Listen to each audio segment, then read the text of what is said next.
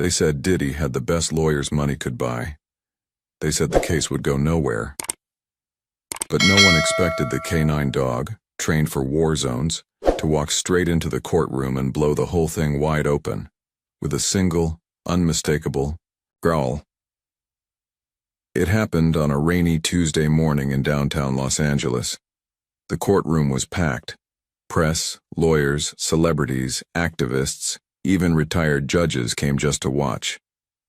Diddy sat stone-faced, in a crisp navy suit, tapping his fingers, against the mahogany table. On the outside, he looked calm, untouchable. But deep down, everyone knew this case was different. Cassie, his former partner, had come forward with allegations that were hard to ignore, but even harder to prove. Her voice trembled on the stand.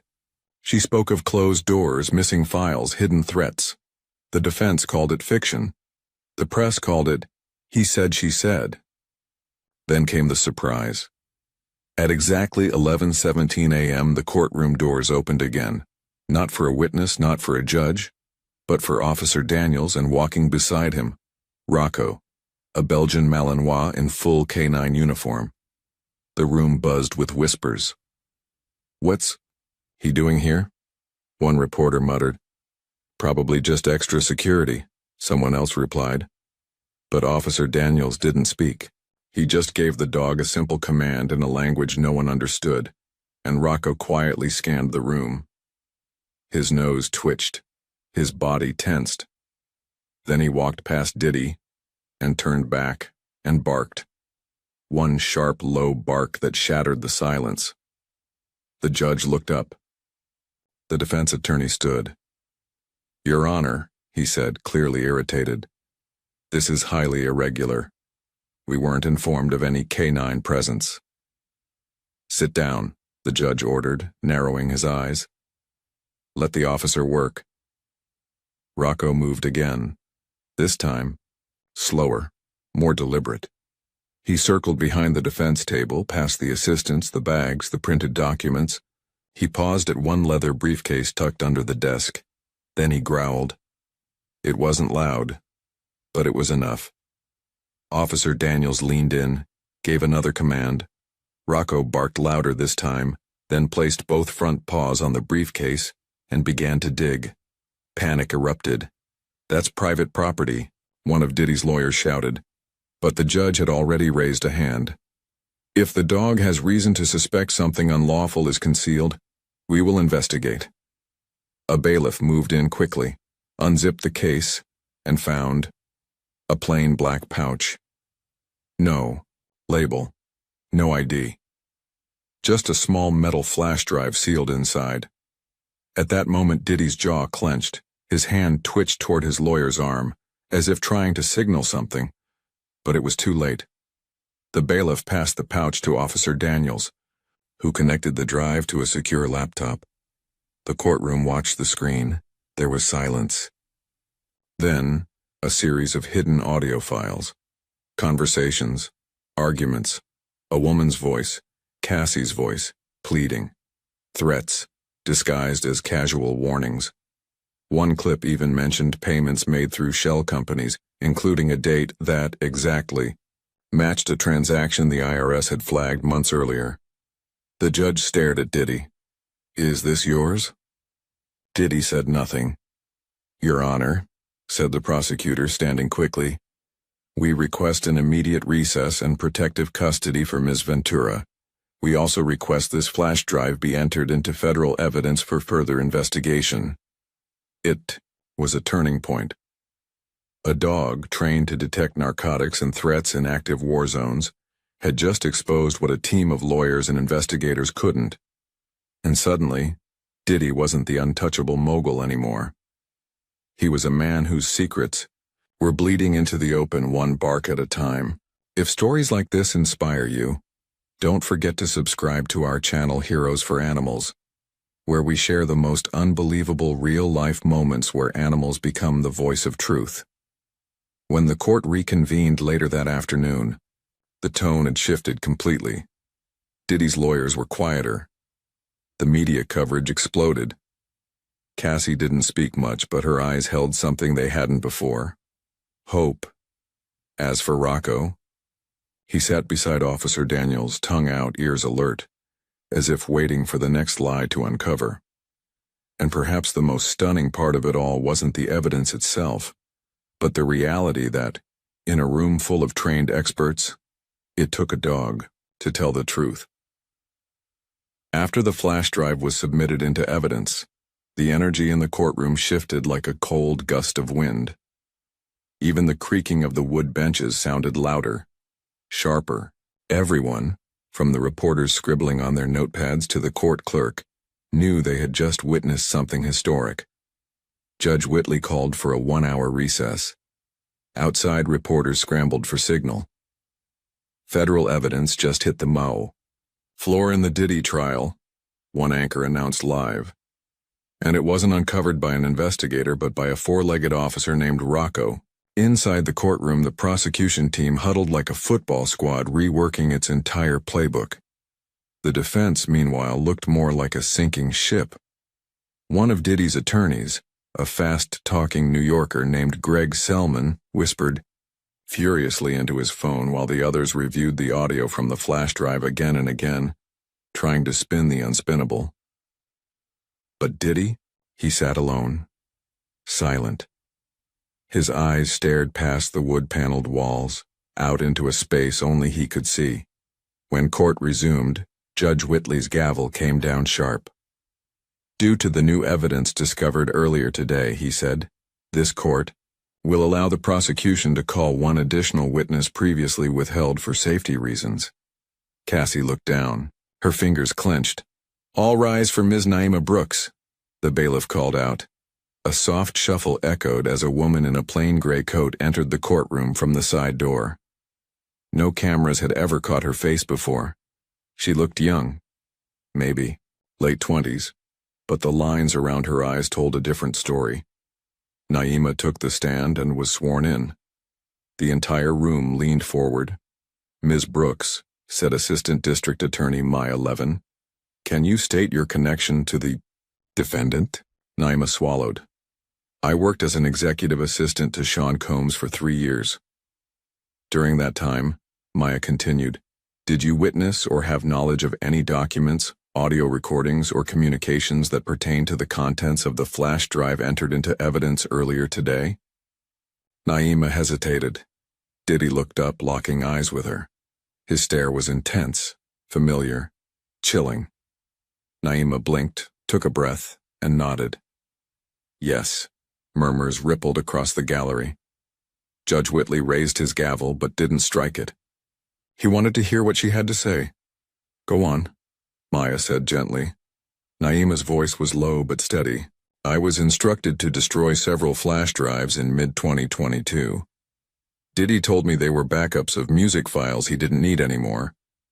But one drive fell out of the pile as I was taking them to the shredder. I checked it.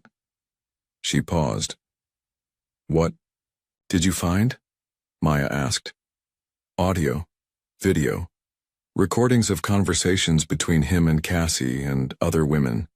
Conversations that weren't about music. Conversations that scared me. The courtroom froze. Did you keep the drive? I made a copy. I didn't know who to trust, but I knew I had to do something. Do you recognize the pouch that was discovered earlier by the K9 unit? Naima nodded again. Yes, it's his. He always kept that pouch with him when he traveled, even brought it to meetings. We weren't allowed to touch it. Selman finally rose. Objection. Hearsay. Sustained, the judge said, but his face remained impassive. Everyone had heard it already. Ms. Brooks, Maya resumed, what made you come forward today? Naima's eyes welled. Because I saw what happened to Cassie. And I knew what I saw was real. But it wasn't until that dog, until Rocco pulled that drive, that I realized I wasn't crazy. I wasn't alone. From the back of the room, Rocco sat perfectly still, watching her like he understood every word. Selman crossed the room like a storm cloud. Ms. Brooks, are you currently employed? No. Isn't it true you were fired from Combs Global for improper conduct? I was fired because I looked in a drive I wasn't supposed to. That's the truth. Isn't it true, he continued, that you asked for a settlement before threatening to go to the media? I asked for protection, she snapped, her composure cracking. I begged for it. The room quieted again. Selman looked satisfied. He turned back to the defense table. But Diddy didn't look at him. He didn't look at anyone. As Naima stepped down from the stand, the judge signaled for a short recess. Diddy stood to leave but was suddenly met by 2 U.S. Marshals who had quietly entered during the testimony. Mr. Combs, one of them said, you're not under arrest, but for the remainder of this trial, you will be under federal supervision, pending investigation of the new evidence. Even the lawyers looked blindsided. Cassie leaned into her seat, eyes closed. Naima looked away. The marshals flanked Diddy as he exited through a side hallway, one hand resting on his shoulder, not with force, but with the kind of control that suggested the game had changed. Outside, the media circus exploded. Footage of Rocco calmly sitting near the witness stand became a symbol overnight. Twitter blew up with hashtags like Gashker Rocco the Truth Sniffer and Dog That Barked Justice. Memes circulated. Talk shows opened with lines like, maybe we need more dogs in court. Inside the precinct, Rocco was rewarded with a steak and a new chew toy. Officer Daniels gave him a quiet pat. Good boy, he said. But even he seemed stunned. This wasn't just another drug bust or VIP security detail. This dog had just opened the floodgates on a case that might reshape how the industry thinks about power, evidence, and accountability. And as more evidence came to light over the following days, emails, burner phone logs, encrypted messages, each new piece felt like a domino that Rocco had knocked over with that first bark. But no one could have predicted what was coming next. Because the drive Rocco found, it wasn't the only one. The courthouse parking lot was quiet compared to the chaos out front, where media vans and satellite dishes crowded the sidewalk. But just behind the building, in a secured underground garage, a black Cadillac Escalade sat unattended, one of several vehicles used by Diddy's legal entourage. After the second recess, Officer Daniels was preparing to escort Rocco out for a short walk and some air. The dog had been alert all morning, hyper-focused but obedient. Daniels could tell Rocco was still keyed up, like he sensed there was more work to do. And he was right. As they passed the Escalade, Rocco slowed, then stopped.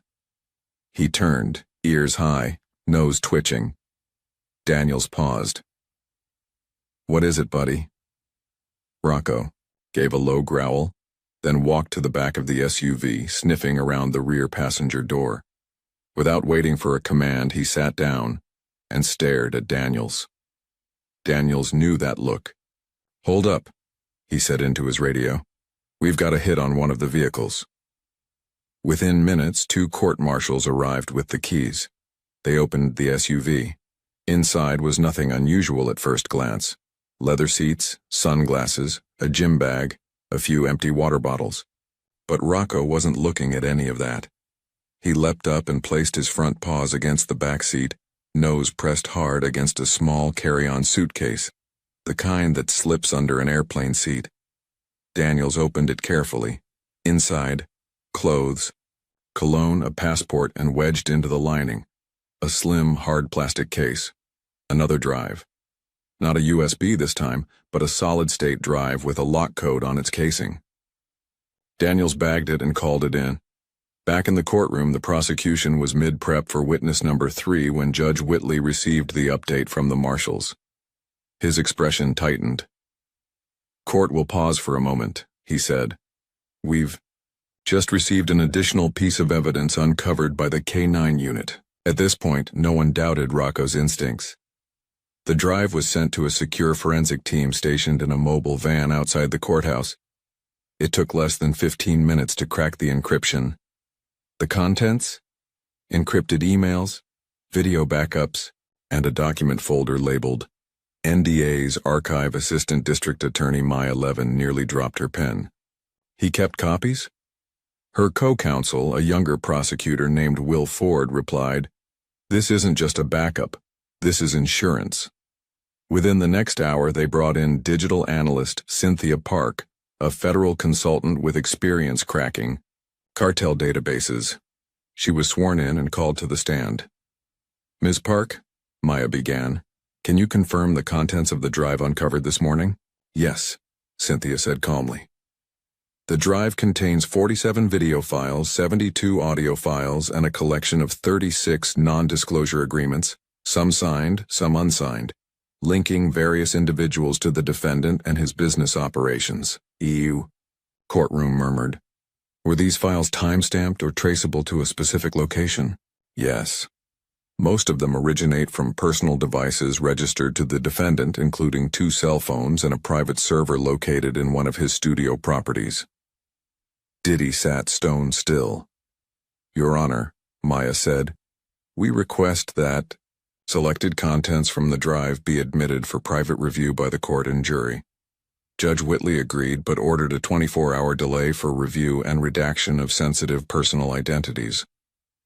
"We will not turn this courtroom into a tabloid circus," he warned. "Let the facts speak." Meanwhile, the discovery of a second drive did more than change the case. It lit a fire across the entire industry. By evening, TMZ ran a headline, "Second secret drive found in Diddy's car. Dog who found it becomes national hero." CNN ran a special titled, "Rocco the K9, the dog who sniffed out the truth." And on TikTok, a video of Rocco jumping into the Escalade hit 2.3 million views in under 6 hours. One caption read, "He's got a better record than the FBI." But inside the court, things were only getting more intense. Late that afternoon, the defense submitted a request for a mistrial, claiming the introduction of new evidence after opening statements was prejudicial and unconstitutional. Judge Whitley denied it without hesitation. "You don't get to claim unfair treatment when the only reason these materials exist is because your team tried to hide them." The defense team went silent. Rocco, now resting at Officer Daniels's feet, shifted slightly as if sensing the room had turned again. Cassie sat still, eyes focused. Naima, the whistleblower, had returned quietly, sitting in the back row with a jacket pulled tight around her shoulders. Her presence was a message. She wasn't running anymore. The judge adjourned the session with a stern warning. "When this court reconvenes tomorrow, we will begin the final witness testimonies and begin the review of digital evidence. Let all parties be aware. Hiding behind celebrity wealth or influence will not protect anyone from accountability." The gavel hit. As people filed out, Officer Daniels knelt beside Rocco and whispered, "You found one drive. What are the chances? There's more?" Rocco licked his lips, his eyes fixed on the door Diddy had exited through. The morning after the second drive was discovered, the mood around the courthouse felt different. It was still swarmed by media, and protesters had multiplied. But there was something heavier now, like everyone understood this was no longer just a celebrity scandal. Inside, the court remained sealed, while forensic analysts and prosecutors reviewed the drive's contents under strict confidentiality. Cameras were banned, devices were checked twice, and the jury was placed under protective supervision. At 9:07 a.m., Judge Whitley took his seat and signaled to begin. "This court will now hear testimony from an individual identified late last night by the prosecution. The witness will remain under federal protection." Cassie leaned forward slightly. She didn't know who the new witness was. Diddy didn't flinch. But the way his lawyer whispered something urgently into his ear, that spoke volumes. The door to the witness chamber opened. A tall man in a brown wool coat stepped in. He looked older than his years, worn, with close-cropped hair and a nervous twitch in his jaw.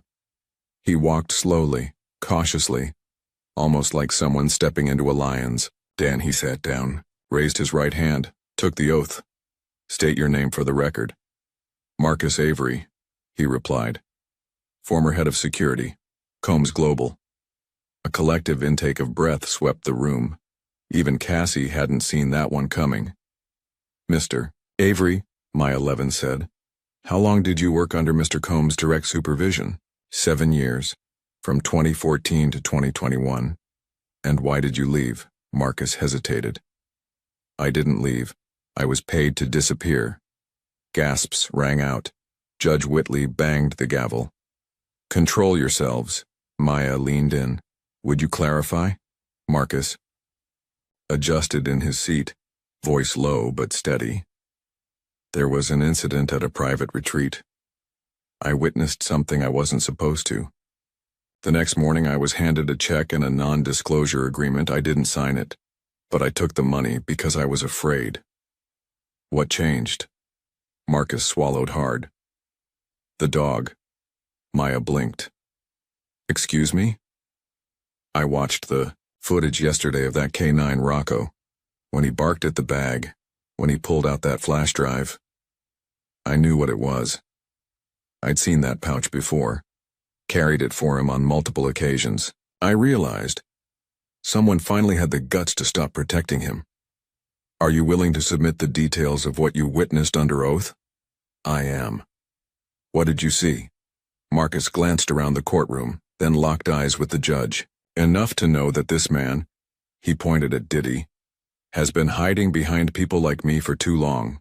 Threats, cover-ups, surveillance on former girlfriends. We were instructed to keep tabs on them, not just during their relationship, but even after they left. Were you ever asked to destroy or conceal evidence? Yes. In 2021, I was told to get rid of a hard drive that contained multiple internal camera feeds from his Atlanta property. I didn't. I still have it. Another wave of gasps. Maya steadied herself. Are you willing to turn that over today? I already did.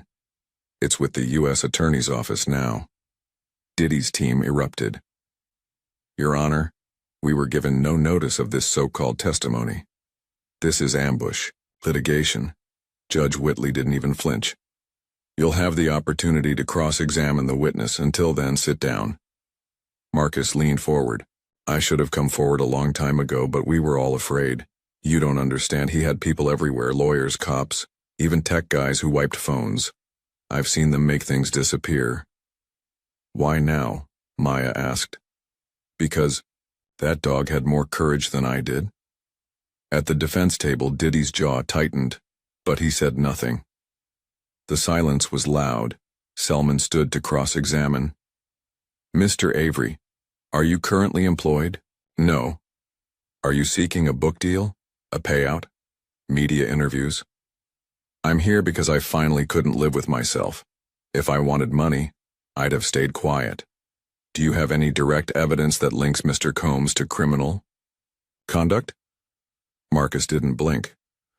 I handed that evidence over 12 hours ago. Selman paused. It was the shortest cross of the entire trial. The court recessed early that day, but the impact of Marcus's testimony was immediate. Within hours, a federal task force requested the original internal footage Marcus claimed to have saved. By evening, 3 separate subpoenas were issued for former staff members mentioned in the drive found by Rocco. The media frenzy reached a fever pitch.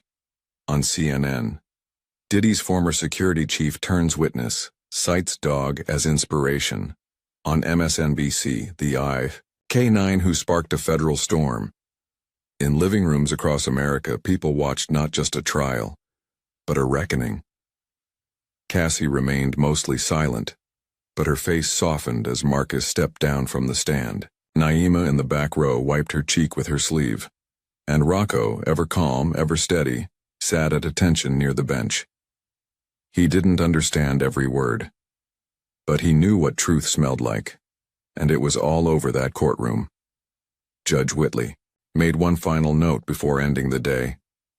Court will reconvene tomorrow to review the digital footage submitted by Mr. Avery. All federal oversight teams are to remain on standby. As people filed out, the feeling wasn't just about justice anymore. It was about momentum Something real was happening. Something no one, not even Diddy, could stop. And it had all started with a growl. By the time court reconvened the next morning, a strange silence blanketed the room. Not the anxious kind, not even the stunned kind. This silence was focused. Like everyone, judge, jury, press, and public, understood something big was about to break, and they weren't wrong.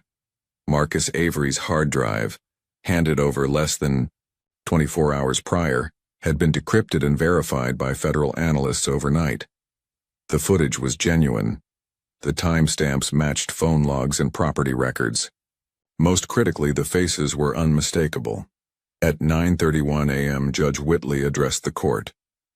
Today we will begin private in-camera review of selected video materials submitted by Mr. Avery and authenticated by federal forensic analysts. Portions of this footage may be shown publicly, but only with redacted identities where appropriate. The jury was brought in. The courtroom lights dimmed. A projector hummed to life. The first video began. It was grainy, typical of a home surveillance system, but clear enough. The camera angle showed a long hallway inside what appeared to be a luxury home, later confirmed to be Diddy's Atlanta residence. Cassie's voice echoed faintly through the hallway. "No one was supposed to be here tonight," she said, off camera. Then a shadow crossed the hallway, hers. She appeared in the frame seconds later, clearly distressed, holding a phone in her hand. "What do you mean you checked the logs? I know someone was in the studio," she said. Her voice cracked. She moved quickly, disappearing into another room. The hallway remained empty for a moment. Then Diddy appeared. He wasn't yelling. He didn't need to. His posture, his stride, it said everything. He walked down the hallway toward the same room Cassie had entered, stopping just short of the door. He looked into the camera, just for a second. Then the footage cut. The courtroom was silent. Maya Levin stood. "Your Honor, that footage matches the timeline Cassie described in her original testimony regarding the night she tried to leave the Atlanta residence permanently." Judge Whitley nodded. "Proceed." The next clip showed a different angle. The kitchen. Time-stamped 3 days later. A female staff member, identity blurred, was seen entering the room with a plastic bag. She opened a cabinet, removed a small black camera, and placed it in the bag before tossing it in a drawer. That same woman, prosecutors noted, had signed one of the NDAs found on the second drive Rocco uncovered. Another clip. Another room. This one showed Marcus himself, clearly trying to fix a damaged motion sensor, talking to someone off screen. "You can't just delete everything," he said. "That's not how it works," a male voice answered. "Then make it work." Though the voice was distorted, the analysts had run pitch comparisons. It matched Sean Combs at a 93% accuracy rate. The jury didn't move. They didn't blink. Even the court reporter, typing furiously, glanced up more than once. But it wasn't until the final clip of the day that the emotional weight truly landed. It was from a camera hidden in a hallway closet, timestamped 2 years ago. The footage was raw, audio faint, but clear enough. Cassie was sitting on the floor. Tears streaked her face. Her hair was wet, as if she'd just come from the shower. She hugged her knees and rocked slowly, speaking to herself. "I just want to go home," she whispered. "I just want to be safe." No yelling, no threats, just a woman completely undeniably broken. The screen went black. You could have heard a pin drop. One juror reached for a tissue. Another rubbed their eyes.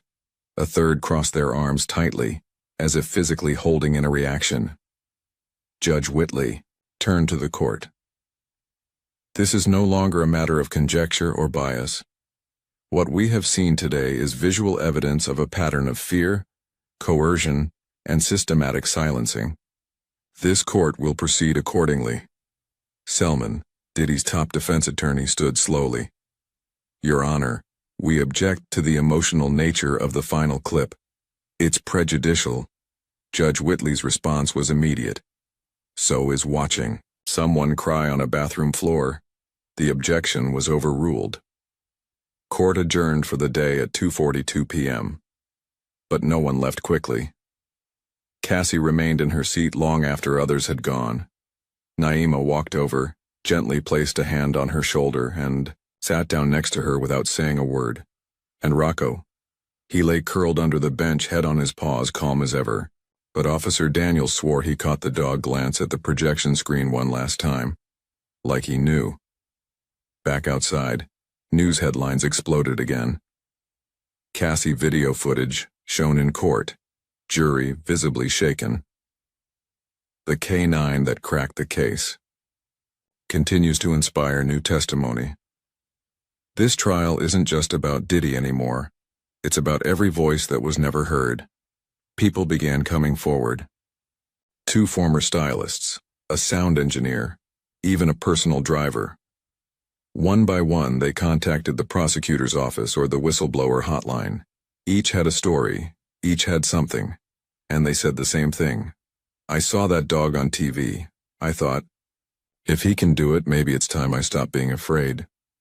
Inside the prosecutor's office, Maya Levin reviewed a growing list of potential witnesses. She glanced out the window and saw the street packed with camera crews, protesters, and supporters. But what caught her eye was a little girl holding her mother's hand, wearing a shirt that read, "Even dogs can tell the truth. Why can't we?" The morning of the verdict, the sky over Los Angeles was an unusual shade of gray, quiet, heavy, uncertain. For weeks, the city had lived in the shadow of this trial. What started as whispers had become roars. What once felt like tabloid gossip had grown into a national reckoning. Inside the courtroom, the energy was suffocating. Diddy sat stiff at the defense table, his jaw tight, his eyes tired. Gone was the smug confidence. Gone were the sideways smirks. This man wasn't a performer anymore. He was a defendant, one whose power no longer intimidated the room. Across from him, Cassie sat surrounded by quiet strength. Her lawyer, her family, Naima, and Rocco. Curled beneath her seat like a silent protector, Judge Whitley entered at 9:00 a.m. sharp.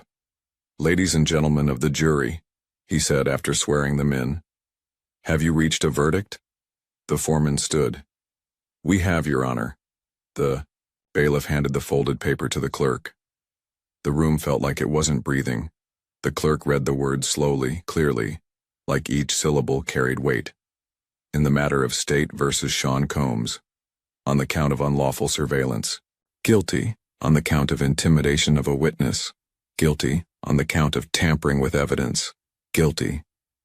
Cassie's eyes closed. Her lips trembled. No tears yet, just relief. Deep, quiet, earned. The defense team slumped. Selman shook, his head already planning the appeal. But even he knew. This wasn't just a legal loss, it was a cultural shift. Judge Whitley didn't gloat. His voice remained measured. "Mr. Combs will be remanded into custody while sentencing preparations proceed. Bail is denied due to risk of interference and obstruction." The gavel fell one final time. But the story didn't end there.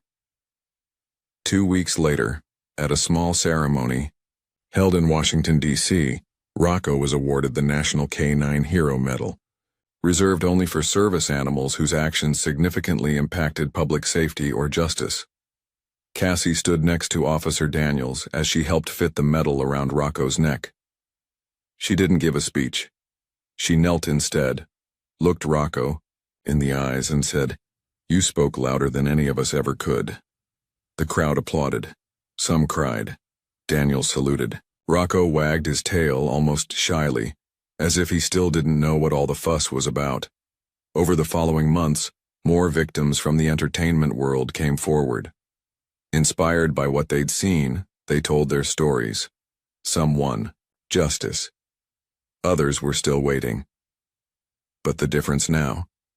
People were listening. As for Cassie, she started a foundation for survivors of high-profile abuse. She refused to be the face of pity. She wanted to be the voice of power.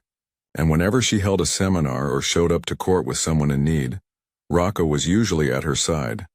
Naima went on to testify in another trial. Marcus started a nonprofit to retrain former bodyguards and security staff to report abuse, not protect it. The culture didn't change overnight. But something had shifted, one bark at a time. A year later, a news reporter interviewed Cassie outside a fundraiser. "Do you think you'd ever have come forward if it weren't for that dog?" She smiled, eyes thoughtful. "Maybe, eventually, but not like that." Rocco didn't just bark at a bag, he barked at a system. And for the first time, the system listened. She looked directly at the camera. "You know, people think dogs are just trained to sniff for danger, but sometimes they can sense when something's not right long before anyone else can admit it."